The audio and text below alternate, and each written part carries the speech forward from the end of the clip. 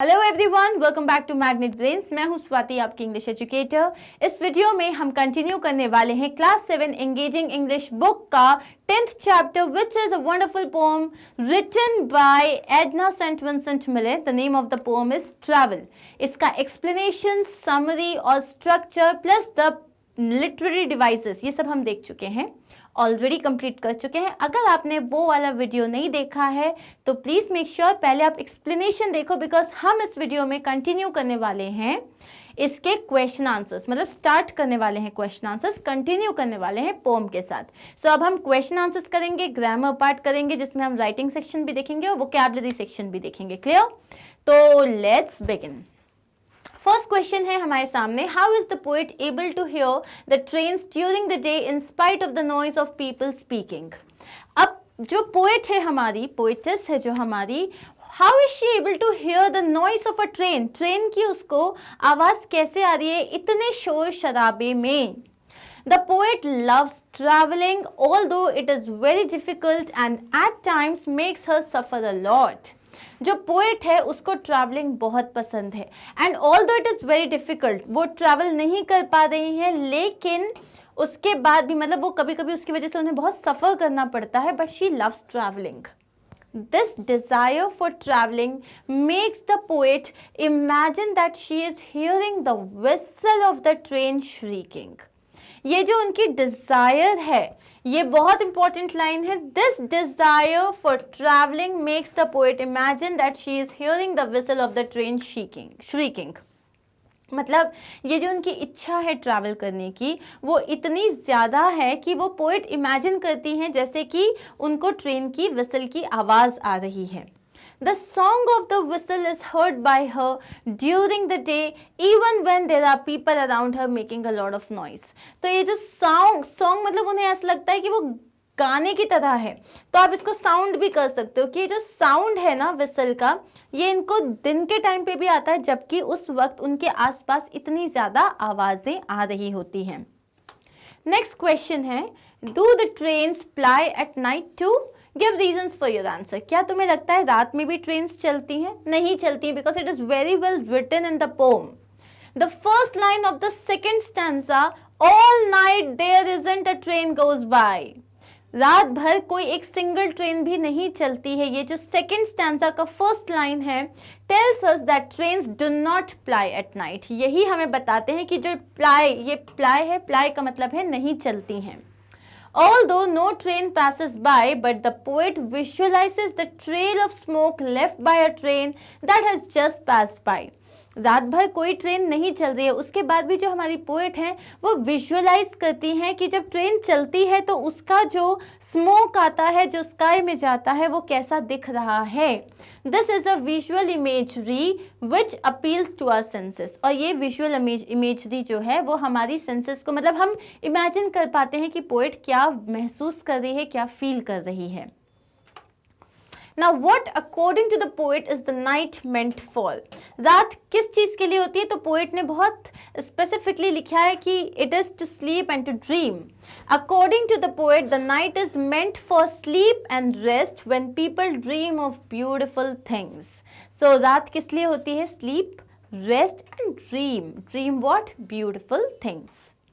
Next is answer these questions with reference to context. अब आपको pome की lines दिए, उस पे बेस्ड आपसे क्वेश्चंस किए हैं। Okay, but I see it's cinders red on the sky and here it's engine steaming. Explanation में हमने समझा था सिंडर क्या होता है? धुआं, एशेस बेसिकली, कि जब आपकी ट्रेन चलती है जो स्टीम इंजन्स होती हैं उनसे जो धुआं निकलता है उसे कहा गया है cinder. Okay, Who is referred to as I in the poem? What kind of a person do you think he or she is? तो वो यहाँ पे कह रही है, but I see who is I in the poem, the poetess itself. In the poem, the poet is referred to as I. ये जो हमारी जो poetess हैं उन्हीं को हमने I कहा है। The poet loves to make friends. अब यहाँ पे पूछा गया है पोएम, जो हमारी पोएट हैं वो किस तरीके का कैरेक्टर है उनका, मतलब वो किस तरीके की जो है फीमेल हैं। The poet loves to make friends, ये हम पहला पॉइंट लिख लेते हैं कि पोएट जो है उनको दोस्त बनाना बहुत अच्छा लगता है during her travel. She feels very happy when she thinks about the people whom she meets during the journey. जब वो लोगों से मिलती है during the journey तो उन्हें बहुत ज़्यादा खुशी होती है. She desires to take up travel. ये है हमारा second point कि उनको travel करना बहुत ज़्यादा पसंद है. Although the journey is difficult, time consuming and dangerous, चाहे आपकी जो जर्नी है वो मुश्किल हो, बहुत ज़्यादा उसमें वक्त लगे या वो बहुत ही ज़्यादा डेंजरस हो, still what is important to her? Travel. Next question है, what image of the train's activity is depicted in this stanza? How is it different from that in the previous stanza? अब इस stanza में कौन सी particular जो image है train की वो आपको समझ में आ रही है, जो ये बता रही है कि उसका स्मोक दिख रहा है, चलते हुए दिख रही है.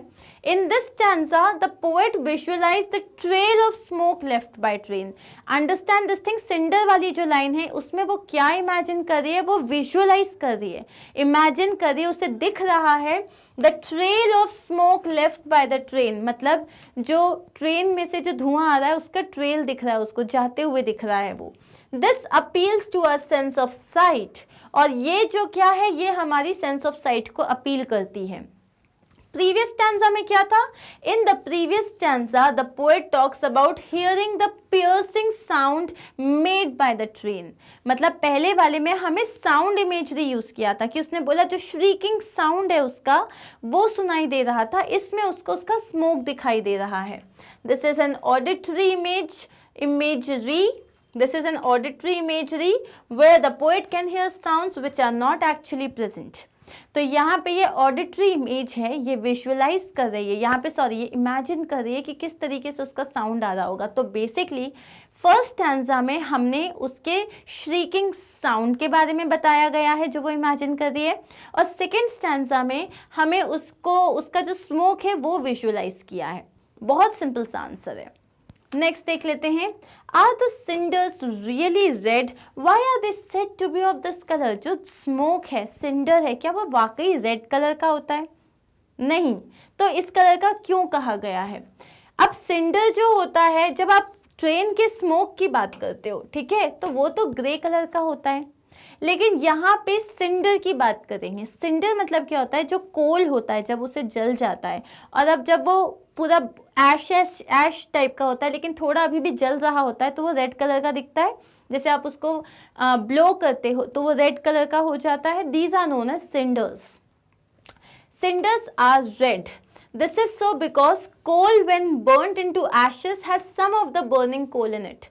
जब कोल जो है जल रहा होता है और एशेस में कन्वर्ट हो रहा होता है तो उसमें जो बर्निंग कोल हो रहा होता है वो हमेशा जो है सिंडर को रेड कलर का बना देता है. अंडरस्टूड? Clear with this? तो आप क्या बोलोगे? हाँ, सिंडर्स जो होते हैं वो रेड कलर के होते हैं.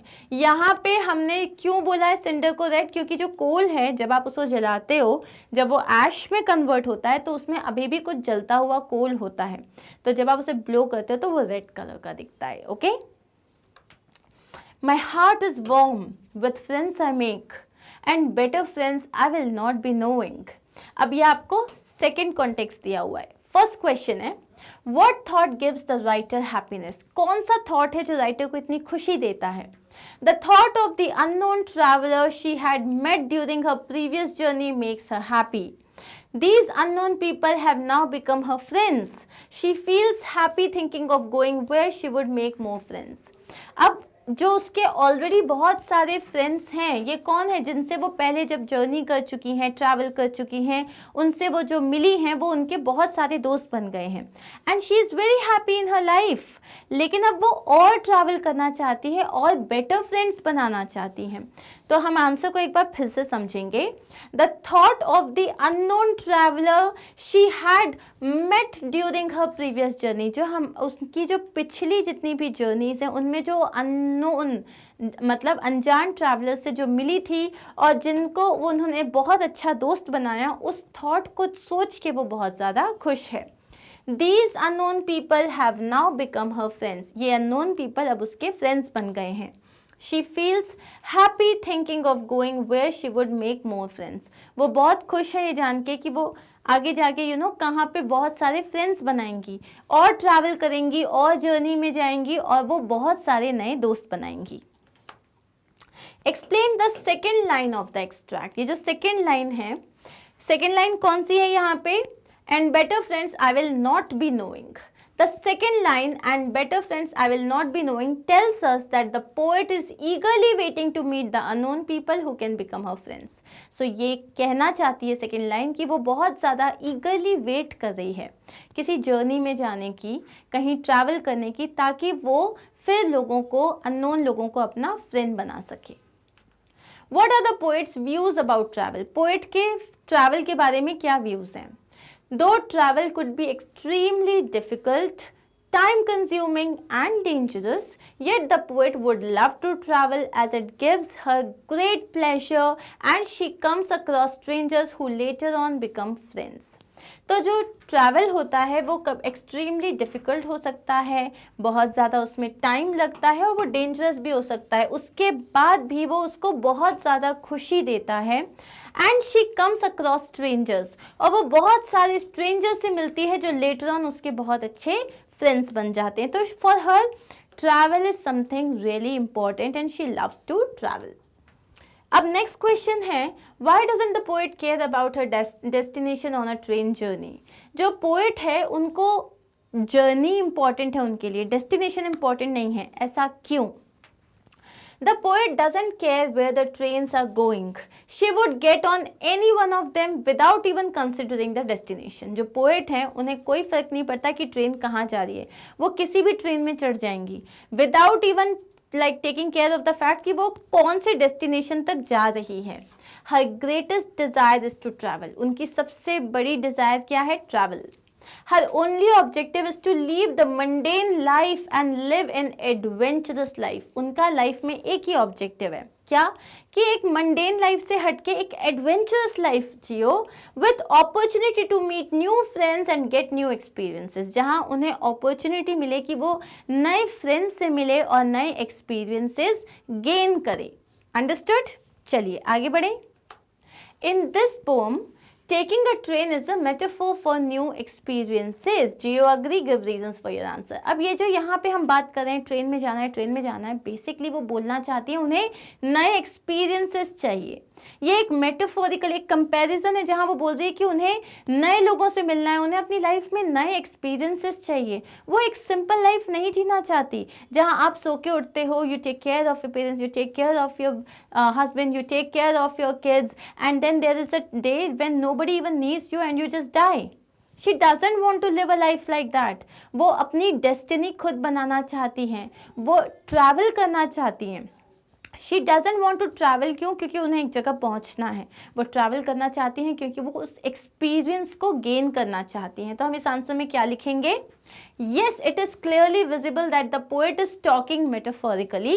The third stanza talks about her desire to travel and meet new experiences and get out of the mundane life. जो थर्ड स्टैंजा है वो क्लियरली स्टेट करता है कि वो नए एक्सपीरियंसेस जानना चाहती हैं, ट्रैवल करना चाहती हैं और इस मंडेन लाइफ से बाहर निकलना चाहती हैं। अब हमारे पास क्वेश्चन है कि अलग अलग तरीके के ट्रैवलर्स होते हैं, बहुत अलग अलग तरीके के ट्रैवलर्स होते हैं।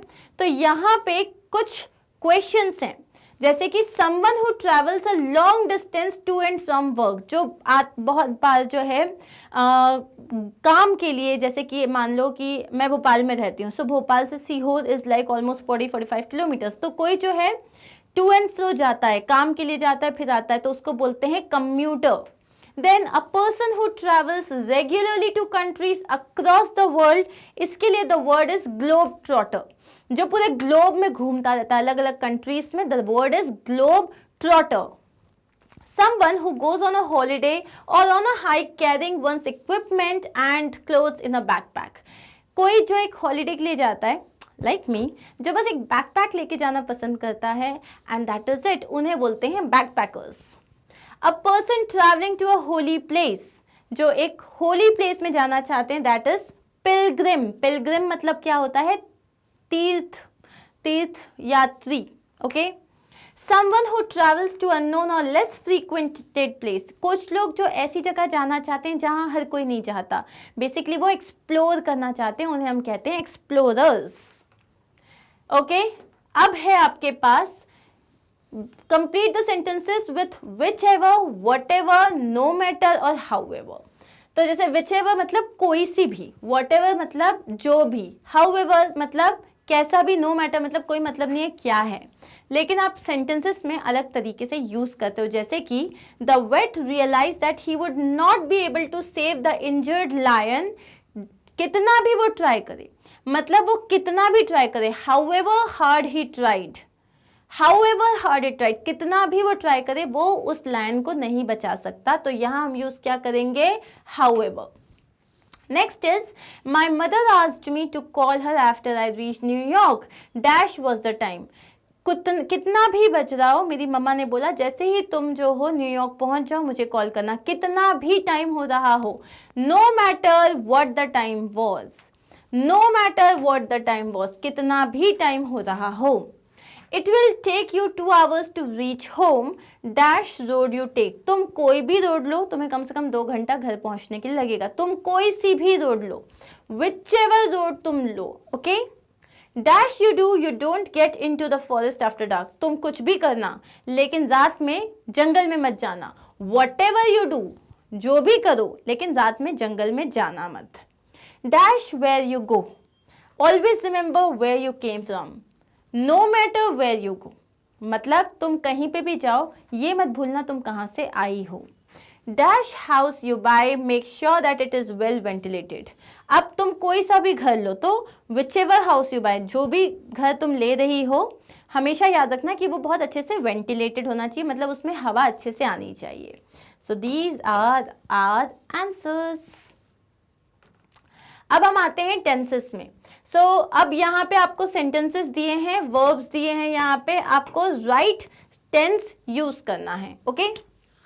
प्रेरणा dash all morning on Sunday, Prerna जो है वो पूरी मॉर्निंग संडे को जो है वो सिंग कर रही थी। प्रेरणा सैंग मतलब प्रेरणा ने पूरी मॉर्निंग गाया था। हम सिंपल पास्ट टेंस यूज करेंगे जिसमें हमने लिखा Prerna sang all morning on Sunday. अब इसमें ज़रूरी नहीं है एक ही टेंस है। अगर मैं ये कहूँ कि प्रेरणा संडे को पूरी मॉर्निंग गा रही थी तो मैं बोलूँगी Prerna was singing all morning on Sunday, okay. अब क्या है, Vincent dash of travelling around the world, Vincent dream करता है कि उसको पूरी दुनिया में ट्रैवल करना है, वो ड्रीम करता है। अब इसमें मैं सिंपल प्रेजेंट टेंस यूज करूंगी, विंसेंट ड्रीम्स, वो ड्रीम करता है। लेकिन अगर मैं ये कहूँ कि वो ड्रीम करता था तो भी गलत नहीं होगा, he dreamed of travelling around the world, ये भी गलत नहीं है, right. Next is I dash in his office for 7 years। अब यहाँ पे मैं उसके ऑफिस में 7 साल से काम कर रही हूँ या 7 साल से काम कर रही थी, दोनों लिख सकती हूँ। So I have been working in his office for 7 years, I had been working in his office for 7 years, दोनों सही हो जाएंगे। She dash her lunch after the others finished theirs। उसने अपना लंच खाया जब बाकी लोगों का खत्म हो गया। अब ये भी बोल सकते हो या ये भी बोल सकते हो वो अपना खाएगी जब बाकी लोगों का when after the others finished theirs। तो सिंपल बोलो उसने अपना लंच खाया था, ओके। ये रहे आंसर्स। यहाँ पे हम एस लगा देंगे क्योंकि सिंगुलर वर्ब है, सिंगुलर सब्जेक्ट है। अब है food and water dash in short supply during a drought. Drought के टाइम पे फूड और वाटर कम सप्लाई में होता है। ड्रॉट मतलब जब पूरा जो है आपका सूखा अकाल पड़ जाता है तब फूड और वाटर कम सप्लाई में होता है। फूड एंड वाटर यहाँ पे हम एक कंपाउंड नाउन की तरह यूज़ कर रहे हैं तो हम यहाँ पे इज यूज़ करेंगे, आर यूज़ नहीं करेंगे। By this time next year she dash 30 years of service in the school. इस टाइम तक नेक्स्ट ईयर वो स्कूल में 30 साल का जॉब कंप्लीट कर चुकी होगी। हमें यहाँ यूज करना है future perfect tense, she will have completed 30 years of service in the school. They dash the work before the teacher dash for it. अब यहाँ पे क्या है, they finish the work before the teacher ask for it. ये भी बोल सकते हो कि उन्होंने फिनिश कर लिया था टीचर के पूछने से पहले, या ये बोल सकते हो वो फिनिश कर लेंगे। तो आप इसमें दे हैड फिनिश्ड भी बोल सकते हो, दे फिनिश्ड भी आ सकता है, दे विल फिनिश भी आ सकता है, everything is right. She plays tennis regularly, अब ये एक रेगुलर बात है, हैबिट की बात है, तो हम इसमें सिंपल प्रेजेंट ही यूज करेंगे। लेकिन अगर आप चाहो तो शी प्लेड टेनिस रेगुलरली भी बोल सकते हो, वो भी गलत नहीं होगा। She is playing in a tournament right now, इस वक्त वो एक टूर्नामेंट में खेल रही है। ओके अब हम आ जाते हैं अपोस्ट्रोफी में। अपोस्ट्रोफी क्या होता है, जब आप किसी सेंटेंस में या तो कोई पोजीशन बताते हो, स्वाति का पेन, स्वातिस पेन, ओके, अभिनव की गाड़ी, अभिनव कार, या मैं कॉन्ट्रैक्शन की बात कर रही हूं, जैसे मैंने इट इज की जगह लिख दिया इट इज। ओके सो अब करना क्या है यहां, जैसे कि there isn't a train I wouldn't take, isn't is what, is not, wouldn't is what, would not. My heart is warm with friends I make, अब हार्ट इज है ये। ओके करना क्या है आपको, यहां आ जाते हैं क्वेश्चंस में, चलिए यहां पे आ जाते हैं। ओके क्योंकि इसी के थ्रू मैं आपको एक्सप्लेन कर दूंगी।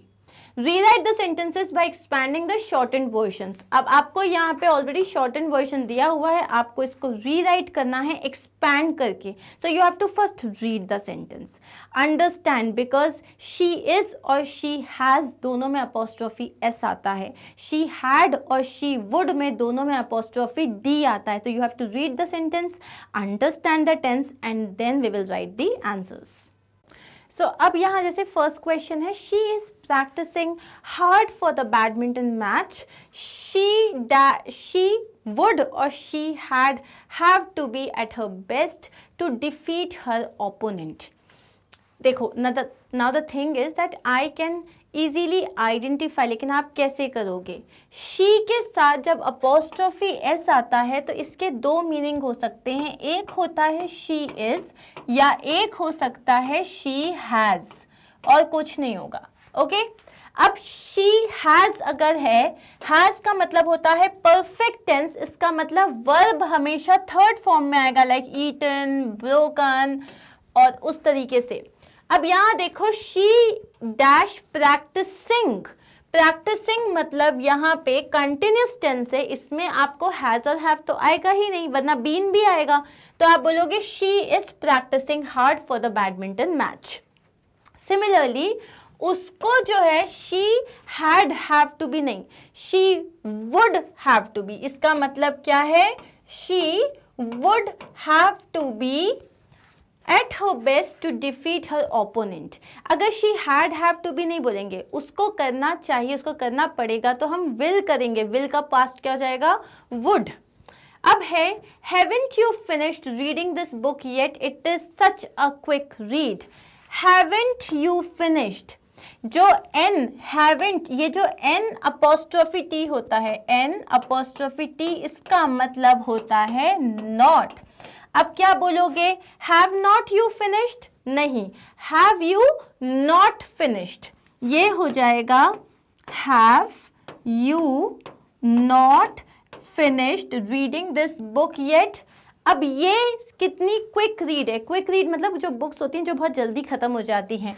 इट इज, ये क्या हो जाएगा, it is such a quick read. Similarly यहाँ देखो, they are raising funds to start a school for poor children in the locality, David S donated some money to them. अब यहाँ देखो दे वर रेजिंग फंड्स नहीं, अब यहाँ पे आप बोलोगे दे वर या दे आर, दोनों हो सकता है। डेविड ने कुछ पैसे डोनेट किए हैं, डेविड ने, अब डोनेटेड जो है ये तुम्हारा third form of the verb है, तो डेविड वॉज डोनेटेड तो नहीं होगा, डेविड हैज डोनेटेड होगा, तो ये हो जाएगा हैज, डेविड हैज डोनेटेड, और ये हो जाएगा दे आर रेजिंग, क्योंकि हम प्रेजेंट में बात कर रहे हैं।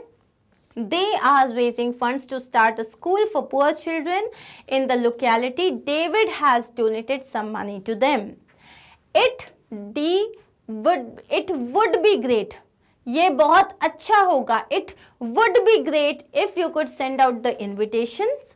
It अब अगेन यहाँ पे एन अपोस्ट्रोफी टी आ गया, मतलब क्या है, it is not a good idea to leave it till the last minute. They, इसके साथ ये तो बहुत सिंपल है, they will leave for Australia tomorrow morning, should not we, so should we not go, should not we go नहीं बोलेंगे, should we not go and say good bye to them. और ये रहे हमारे सारे answers, okay, should we not. अब again यहां करना क्या है, आपको एक्सपैंडेड वर्जन दिया हुआ है, आपको सही जगह पे, बेसिकली एक्सपैंडेड वर्जन भी नहीं दिया, आपको बस सही जगह पे अपोस्ट्रोफी फिल करना है। School starts in 3 weeks time, 3 week के टाइम में, तो यहाँ पे 3 weeks time, okay. Next is it's a beautiful day, it is a beautiful day, तो यहाँ पे इट के बाद आएगी apostrophe, it is a beautiful day and I have, I के बाद आएगा अपोस्ट्रोफी, फिर आएगा V, I have decided to go for a swim. Has anyone seen Francis cat, Francis की कैट, अब यहाँ पे फ्रांसिस उसका नाम है, फ्रांसिस उसका नाम है, अब नाम के बाद फ्रांसिस तो नहीं हो जाएगा ना, तो आप ये नहीं लगाओगे, बस इसके लास्ट में एक अपोस्ट्रोफी लगा दोगे। Have you seen Francis cat, it's bowl, उसका बोल, सो यहाँ पे इट्स में अपोस्ट्रोफी नहीं आएगा। इट्स में अगर अपोस्ट्रोफी लगाते हो तो उसका मतलब होता है ये है, और अगर इट्स में अपोस्ट्रोफी नहीं लगाते तो उसका मतलब होता है इसका, इसका bowl is overturned and there are scratches all over the door. Who is the party's candidate, party का कैंडिडेट, तो ये पार्टी के बाद आ जाएगा apostrophe, party's candidate for this year selection, this year का इलेक्शन, तो ये आ जाएगा अगेन यहाँ पे apostrophe. The guest coats should be hung on the rack beside the door, guest के जो कोट हैं, तो यहाँ पे गेस्ट के बाद आप, क्योंकि गेस्ट बहुत सारे हैं, प्लूरल है, तो आप इसके बाद अपोस्ट्रोफी लगाओगे। ऑलवेज रिमेंबर, अगर मैं बोलूँ एप्पल्स का जो कवर है, एप्पल का कवर, तो मैंने बता दिया एप्पल्स कवर, लेकिन अगर प्लूरल है एप्पल्स, तो मैं इसमें अपोस्ट्रोफी लगा के छोड़ दूंगी, एस नहीं लगाऊंगी, प्लूरल में एस नहीं लगता। I studied in Saint Paul school, Saint Paul school, तो यहाँ आ जाएगा apostrophe for 2 years, theirs was, उनका, अब यहाँ पे कोई अपोस्ट्रोफी नहीं आएगी, theirs was the oldest football team in the town, okay, ये अपोस्ट्रोफी नहीं आएगा। Are we clear with this? चलिए नेक्स्ट देखते हैं।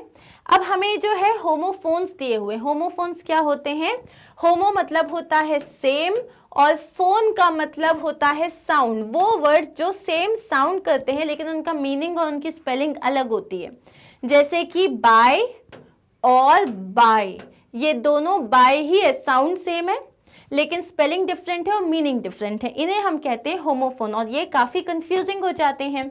सो अब हमें इन सेंटेंसेस में करेक्ट वर्ड यूज करना है। There seems to be a storm brewing outside, यहाँ पे seems नहीं आएगा, यहाँ पे आएगा SEEM, जिसका मतलब होता है लगता है। Then the seams of my new jacket came apart after I wore it for the first time. Seams मतलब जो उसके पूरे कोने हो जाते हैं वो पूरे निकल आए, और जब मैंने उसे एक ही बार पहना था, तो आप समझ गए कि यहाँ पे इसके दो अलग अलग मीनिंग है। What a great view, अब एक ग्रेट का मतलब होता है वाव, महान, और एक ग्रेट का मतलब होता है घीसना, जैसे कि आप कैरेट को ग्रेट करके उसका हलवा बनाते हो, ओके। तो अब इसका सेंटेंस बना के बताओ, like please grate the carrots, और please grate the onions, anything, okay. अब नेक्स्ट क्या है, और यू कैन से, तो यहाँ पे हमने अलग वाले सेकंड वाले का व्यू बनाना था हमको, सेकेंड वाले का सेंटेंस आप बनाओगे। The bicycle's pedal has fallen off, उसका पेडल, ये PEDDL नहीं आएगा, पेडल आएगा, PEDAL। नेक्स्ट है slam the brakes, slam the brakes मतलब ब्रेक लगाओ, आगे रोड ब्लॉक है, ब्रेक लगाओ, तो यहाँ पे BREAK मतलब होता है एक ब्रेक लेना, मतलब एक छोटा सा इंटरवल करना, वो नहीं होगा, BRAKES आ जाएगा। ब्रेक का जैसे आप बनाना चाहो तो क्या बना सकते हो, let's take a break, okay. A street is a narrow stream of water joining two land masses. तो नैरो स्ट्रीम ऑफ वाटर जो दो लैंड मासेस को जॉइन करती है उसे स्ट्रेट कहते हैं, मतलब पानी की एक पतली सी धारा। उसका स्पेलिंग होता है STRAIT, और STRAIGHT का मतलब होता है सीधा, और stand straight. You can just make a simple sentence. Okay, next क्या है? There are 5 acts in most of Shakespeare's plays. There are, पूरे टोटल कितने हैं? तो there मतलब होता है उनका, there मतलब इसमें कितने हैं, यहाँ कितने हैं, यहाँ, there मतलब वहाँ, यहाँ, अब है a cord is a strong thick string or rope. Cord यहाँ पे किसकी बात हो रही है? CHORD, नॉट CORD, वो कॉर्ड लेवल ऑयल हो जाएगा। अब है हमारे इस पूरे चैप्टर का लास्ट क्वेश्चन। सो सपोज आपको वर्ल्ड में कहीं पे भी जाने को मिले, आपको उस जगह का एक ट्रैवल ब्रोशर बनाना है। ट्रैवल ब्रोशर का मतलब क्या होता है? जिसमें आप लिखोगे वहाँ पे घूमने वाली जगह कौन कौन सी है, वहाँ पे, जैसे अगर मैं आपको बोलूँ कि आपको गोवा आना चाहिए, आप बोलोगे क्यों आना चाहिए? मैं आपको एक ब्रोशर दूंगी, उसमें लिखा है गोवा में आप क्या क्या कर सकते हो, कौन कौन सी जगह घूम सकते हो, कहाँ रह सकते हो, क्या खा सकते हो, कहाँ शॉपिंग कर सकते हो। इसे बोलते हैं ट्रैवल ब्रोशर। तो यहाँ हमने एक ट्रैवल ब्रोशर बनाया, फटाक से देख लेते हैं। सो ये है पॉकेट साइज्ड पैराडाइज। क्या है? गोवा। सो इसमें है सबसे पहले top 5 places to visit, like है Agoda Fort. Agoda Fort seems like a perfect destination for a bright evening. Sri Mangeshi Temple, one of the most beautiful temples dedicated to Lord Shiva and also considered as one of the most important temples in Goa. Then Old Goa के churches बहुत famous होते हैं. The Old Goa location is a UNESCO World Heritage Site. Did you know that? Also known as the old capital of Goa during the Portuguese regime. Portuguese के time पे जो old capital था वो old Goa ही था। Then पेलोलिम बीच बहुत famous है वो वहाँ पे, a scenic beach in extreme south Goa with scenic rocks and islands of its shores, good eating options, water sports activity can be enjoyed at its best on this beach.